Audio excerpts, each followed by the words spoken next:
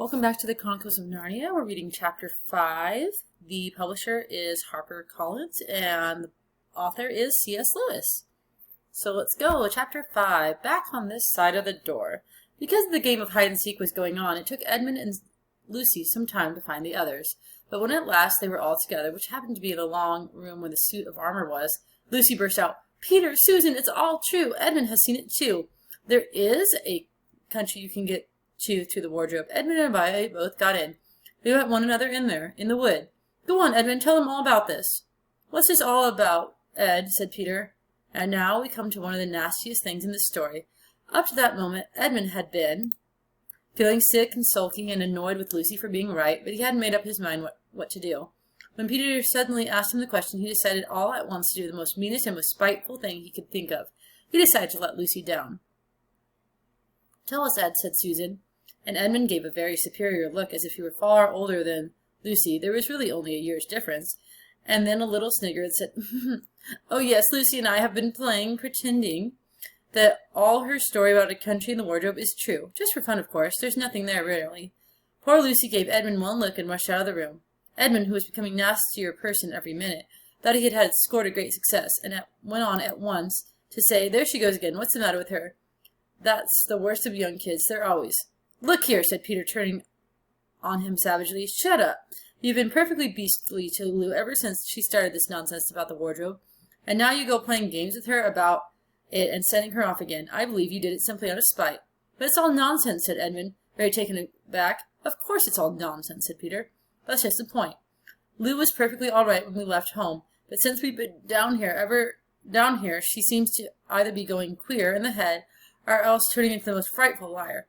Whichever it is, what good do you think you'll do by jeering and nagging at her one day and encouraging her the next?" I thought, said Edmund, but he couldn't think of anything to say. "You didn't think anything at all," said Peter. "It's just spite. You've always liked being beastly to anyone smaller than yourself. We've seen that at school before now." "Do stop it," said Susan. "It won't make anything any better having a row between you two. Let's go and find Lucy." It's not surprising that when they found Lucy a good deal later, everyone could see that she had been crying. Nothing they could say to her made any difference. She stuck to her story and said, "I don't care what you think. I don't care what you say. You can tell the professor, or you can write to Mother, or you can do anything you like. I know I've met a fawn in there, and I wish I've stayed there. You all are beasts." It was an unpleasant evening. Lucy was miserable, and Edmund was beginning to feel that his plan wasn't working as well as he had expected.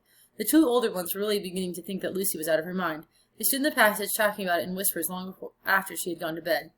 The result was that the next morning they decided that they really would go and tell the whole thing to the professor. "He'll write to Father if he thinks something is really wrong with Lou," said Peter. "It's getting beyond us." So they went and knocked at the study door, and the professor said, "Come in," and got up and found chairs for them, and said he was quite at their disposal. Then he sat listening to them with the tips of his fingers pressed together and never interrupting till they had finished the whole story.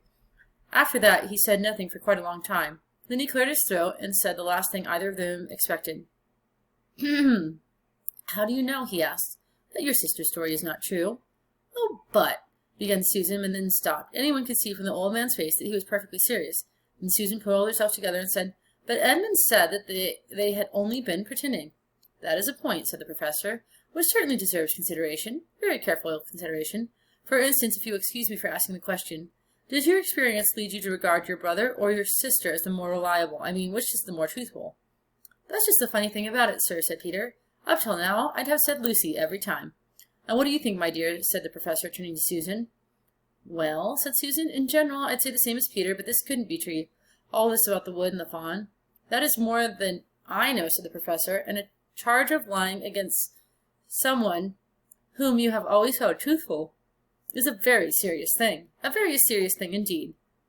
"We were afraid it might even been lying," said Susan. "We thought there might be something wrong with Lucy." "Madness, you mean?" said the professor, quite coolly. "Oh, you can make your minds easy about that. One only has to look at her and talk to her to see that she is not mad." "But then," said Susan, and stopped. She had never dreamed that a grown-up would talk like the professor, and didn't know what to think.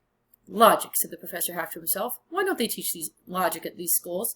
There are the three possibilities. Either your sister is telling lies, or she is mad, or she is telling the truth.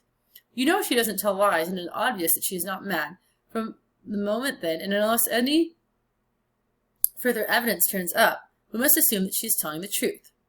Susan looked at him very hard, and was quite sure from the expression on his face that he was not making fun of them. "But how could it be true, sir?" said Peter. "Why do you say that?" asked the professor. "Well, for one thing," said Peter, "if it was real, why does everyone find this country every time they go into the wardrobe? I mean, there was nothing there when we looked. Even Lucy didn't pretend there was." "What has that to do with it?" said the professor. "Well, sir, if things are real, they're there all the time." "Are they?" said the professor, and Peter did not know quite what to say. "But there was no time," said Susan. "Lucy had no time to have gone anywhere, even if there was such a place. She came running after us the very moment we were out of the room." Excuse me. "It was less than a minute, and she had pretended to have been away for hours." "That is the very thing that makes her story so likely to be true," said the professor. "If there really is a door in this house that leads to some other world, and I should warn you that this is a very strange house, and even I know very little about it. If, I say, she has got into another world, I should not be at all surprised to find that the other world has a separate time of its own, so that however long you stayed there, it would never take up any of our time. On the other hand, I don't think many girls of her age would invent that idea for themselves. If she had been pretending, she would have hidden for a reasonable time before coming out and telling her story." "But do you really mean, sir," said Peter, "that there could be other worlds all over the place, just round the corner, like that?" "Nothing is more probable," said the professor, taking off his spectacles and beginning to polish them while muttering to himself. "I wonder what they do teach at these schools." "But what are we to do?" said Susan. She felt the conversation was beginning to get off point. "My dear young lady," said the professor, suddenly looking up with a very sharp expression at both of them, "there is one plan which no one has yet suggested, and which is well worth trying." "What's that?" said Susan. "We might all try minding our own business," said he. And that was the end of the conversation. After this, things were a good deal better for Lucy. Peter saw to it that Edmund stopped jeering at her, and neither she nor anyone else felt inclined to talk about the wardrobe at all. It had become a rather alarming subject, and so for a time it looked as if the adventures were coming to an end. That was not to be. This house of the professor's, which even he knew so little about, was so old and famous that people from all over England used to come and ask permission to see over it. It was the sort of house that is mentioned in guidebooks and even in histories. And well, it might be, for all manner of stories were told about it, some of them even stranger than the one I am telling you now. And when parties of sightseers arrived and asked to see the house, the professor always gave them permission.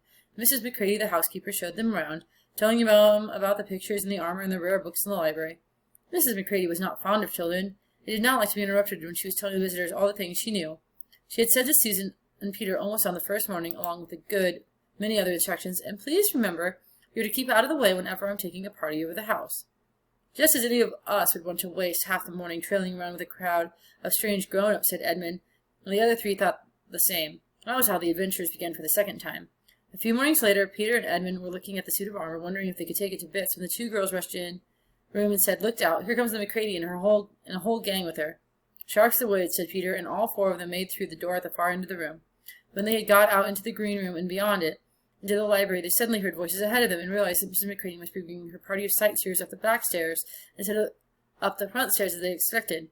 And after that, whether it was that they lost their heads or that Mrs. McCready was trying to catch them, or that some magic in the house had come to life and was chasing them into Narnia, they seemed to find themselves being followed everywhere until at last Susan said, "Oh, bother those trippers. Here, let's get into the wardrobe room till they've passed. No one will follow us in there." But the moment they were inside, they heard voices in the passage, and then some fumbling at the door, and then they saw the handle turning. "Quick," said Peter, "there's nowhere else," and flung open the wardrobe. All four of them bundled inside and sat there, panting in the dark. Peter held the door closed, but did not shut it, for of course he remembered, as every sensible person does, that you should never shut yourself up in a wardrobe.